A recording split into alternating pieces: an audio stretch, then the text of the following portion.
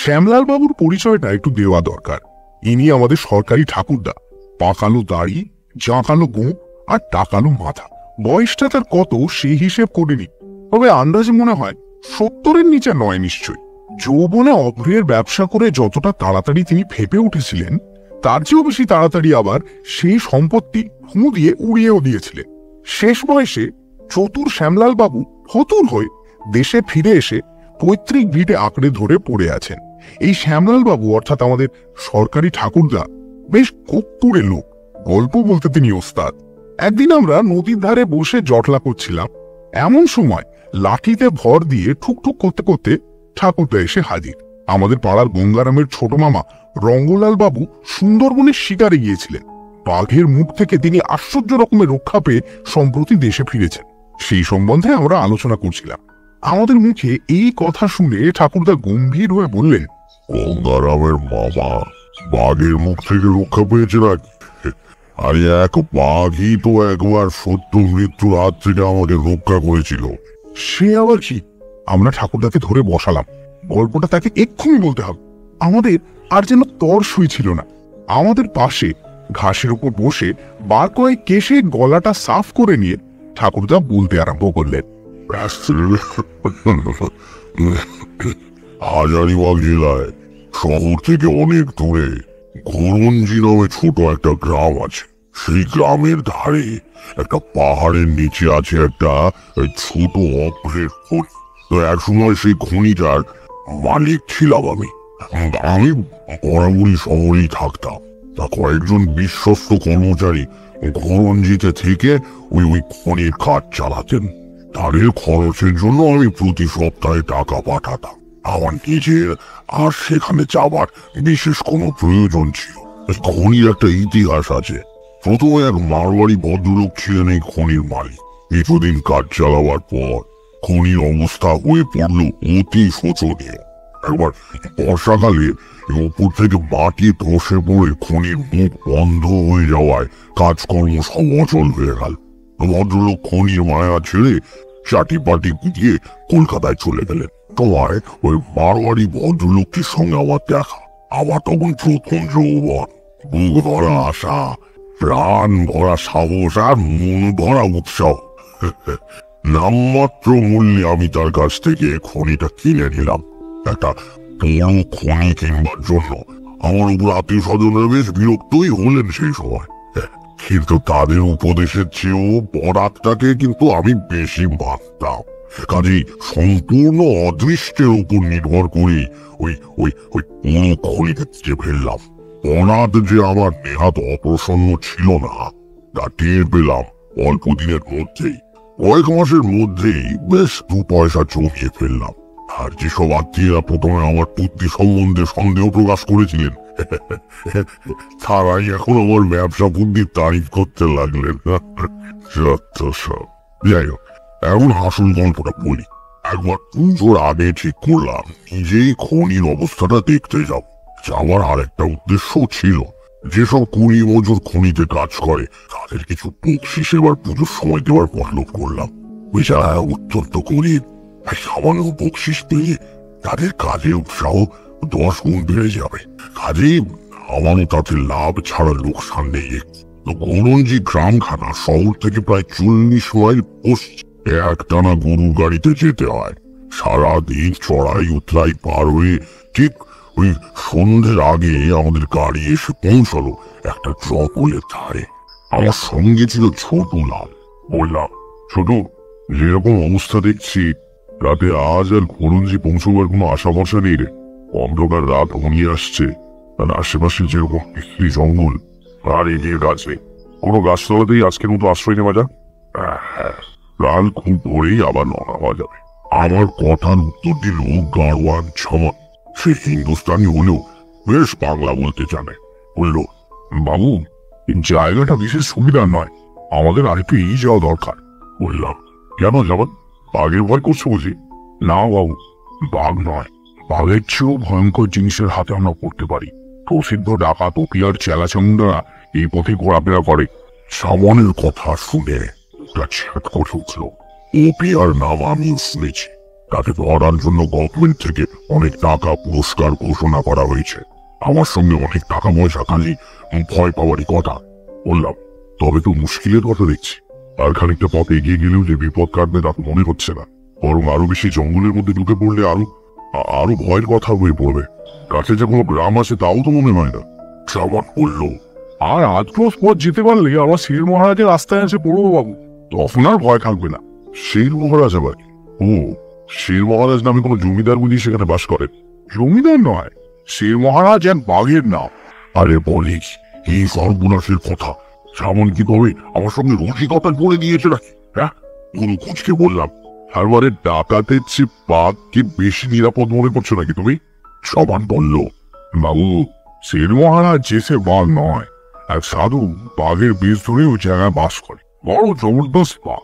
জায়গাটার নাম হচ্ছে শের মহারাজের আস্তানা।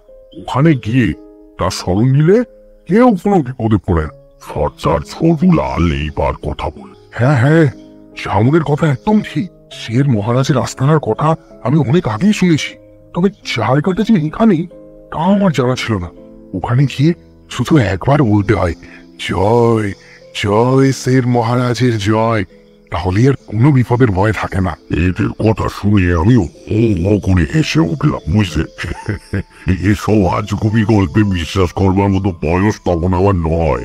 আরে কোনো অলৌকিক অসম্ভব কিছুতে আস্থা স্থাপন করাটাকে একটা মানসিক দুর্বলতা বলেই আমি তখন মনে করতাম। বললাম, সাবান, সঙ্গে যদি বন্দুক থাকতো তবে একবার তোমার শের মহারাজকে ঘায়েল করবার চেষ্টা করতাম। এত কাছাকাছি যে একটা বড় শিকার আছে সে খবর তো আগে জানা ছিল না। এখানে বড় বাঘ আছে জানলে আমার বন্ধু, আরে বিখ্যাত শিকারী শচীন মুখুজ্জিকে নিয়ে আসতাম নিশ্চয়ই। আমার কথা শুনে যেমন জিভ কেটে কানে আকুল দিয়ে বলল, আরে রাম রাম রাম, শের মহারাজ কি সত্যি বাঘ, কিন্তু সাক্ষাৎ দেবতা। আজ পর্যন্ত কত শিকারী বা বাঘের তল্লা সেখানে এসছে, কিন্তু কেউ তার পাত্তা পায়নি। মধ্যে মধ্যে শুধু গর্জন শোনা যায়, কিন্তু দর্শন পাওয়া যার তার ভাগ্যে ঘটে না। গভীর জঙ্গল, চারিধারে দিবির অন্ধকার। মাঝে মাঝে দুই একটি পাখির টানা ঝটপটানির আওয়াজ ছাড়া আর কোনো শব্দই নেই। একটা ঝাঁকড়া বট গাছের নিচে গাড়ি থামিয়ে সমান আর ছোটলাল গত স্বরে 3বার চেঁচিয়ে উঠল, জয় শের মহারাজের জয়, জয় শের মহারাজের জয়, জয় শের মহারাজের জয়। সঙ্গে সঙ্গে মনে হলো যেন অতি দূরে সেই ঘন অন্ধকার মনের মধ্যে থেকে কে যেন গম্ভীর গলায় গর্জন করে উঠল। প্রাণটা কেঁপে উঠল, বুকটা ছ্যাঁত করে উঠল। শেষকালে কি শের মহারাজের পেটে যেতে হবে নাকি? বললাম, সাবান, শের মহারাজ তোমাদের সাধু হোক আর দেবতা হোক, আমার এখন আত্মরক্ষার উপায় করা দরকার। এখানে রাত কাটাতে হলে আগুনের ব্যবস্থা করো। তাড়াতাড়ি তাড়াতাড়ি শুকনো গাছপালা এনে আগুনের কুণ্ড তৈরি করে রাখো। আরে একমাত্র আগুনকেই বাঘ ভয় করে, তরিয়ে দেখছো কি চাও না? সঙ্গে লণ্ঠন ছিল, সেটাকে জ্বালিয়ে হাতের কাছে রাখলাম। একটা টর্চ এনেছিলাম, সেটাও সাবধানে রেখে দিলাম বালিশের তলায়। আমার মুখ রাখবার জন্য সর্দার ছোটুলাল কিছু দূরে একটা অগ্নিকুণ্ড তৈরি করলো। যেমন কিন্তু বলল, এসবের কোনো দরকার নেই। শের মহারাজের স্মরণ নিলে আর ভয়ের কোনো কারণ থাকতে পারে না। ছোটু আমায় অভয় দিয়ে বলল, আপনি নিশ্চিন্তে ঘুমান বাবু, আমি আর ঝামুন রাত জেগে পাহারা দেব, কোনো ভয় নেই। তখন জুয়েছি বলতে পারি না, হঠাৎ একটা প্রচন্ড ধাক্কায় আমার গভীর জ্ঞানটা ভেঙে গেল। মনে হলো আমাকে নিয়ে গরুর গাড়িটা বুঝি একদিকে কাপ হয়ে পড়েছে। বাঘ আসেছি তো, রাগ করে লাফিয়ে উঠলাম, কার করে ডাকলাম, ছোটুলাল, জওয়ান, ছোটুলাল। কোনো সাড়া পাওয়া গেল না। লঞ্চটাও নেমে গেল নাকি? চারিধারে যে প্রবল অন্ধকার। আবার মরিয়া হয়ে ডাকলাম, ছোটুলাল, জওয়ান। আর কোনো উত্তর নেই। ভয়ে আমার শরীর হিম হয়ে গেল, পাতা ঝিপঝিপ করে উঠল। মনে হলো যেন একটা ছায়ামূর্তি আমার কাছে, আমার খুব কাছে এসে দাঁড়িয়েছেন। ওই বালিশের তলা থেকে টর্চটা বার করে জেলে ফেললাম। যে দৃশ্য চোখে পড়ল, তাতে সমস্ত শরীরে রক্ত জল হয়ে গেল। এইসব লোক পেয়ে গেল। কটাকার দানবের মতো একটা লোক প্রকাণ্ড একটা দা হাতে করে আমার সামনে দাঁড়িয়ে হিন্দি ভাষায় গুরুগম্ভীর স্বরে বলল, "ओए, रुपया पैसा जो भी है जल्दी निकाल, अगर जिंदा रहना है तो निकाल निकाल।" এই বলে সে টান উঠে আমাকে গাড়ির টেনে পাক করে দিল। বুঝতে পারলাম ডাকাতের পাল্লায় পড়েছে। এই রকম বিপদের সময় ছোটু লাল্লার জামান কোথায়? নিশ্চয়ই তারা বিপদ বুঝে সরতে পড়ছে কিংবা ডাকাতদের হাতে ঘায়েল হয়েছে। আর তো উপায় নেই। সঙ্গে টাকা করি যাচ্ছিল, কোনো কথা না বলে ডাকাত তার হাতে তুলে দিলাম। ভাবলাম টাকার বিনিময়ে প্রাণটা তো বাঁচো। টাকা করি গুলো কাপড়ের ঘুঁটে বেঁধে লোকটা বললে, "तुझे जिंदा नहीं दिखेगा, बचेगा तो शहर जाएगा, पुलिस बुलाएगा। बहुत ही नाम रखा है पुलिस हमारे सर पे, तुझे यही खत्म करना पड़ेगा।"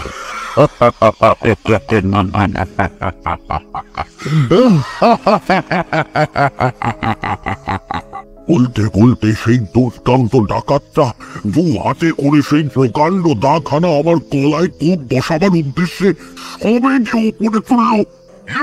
চক্রের নিমেষে ওটা থেকে এক অতিকায় বাঘ বিদ্যুৎ বেগে ছুটে এসে ডাকাতটার ঘাড়ের ওপর ঝাঁপিয়ে পড়ল। পরটা টুটি কামড়ে ধরে আবার সেই অন্ধকার বনের মধ্যে অদৃশ্য হল। এই ঘটনার প্রায় আধ ঘন্টা পরে রটুলাল আর ছমন এসে হাজির। আমার সঙ্গে তামাক উড়িয়ে যাওয়ায় তার আমার লণ্ঠনটা নিয়ে কাছে কোনো গ্রাম আছে কিনা সেই খোঁজে গিয়েছিল। আমার মুখে সমস্ত বৃত্তান্ত শুনে ছমন বলল, বাবু, আপনাকে তো বলেইছিলাম শের মহারাজের আস্তানায় কোনো ভয় নেই। এটা বিশ্বাস করি বলেই আপনাকে একলা ফেলে আমরা তামাকের খুঁজে যেতে পেরেছিলাম।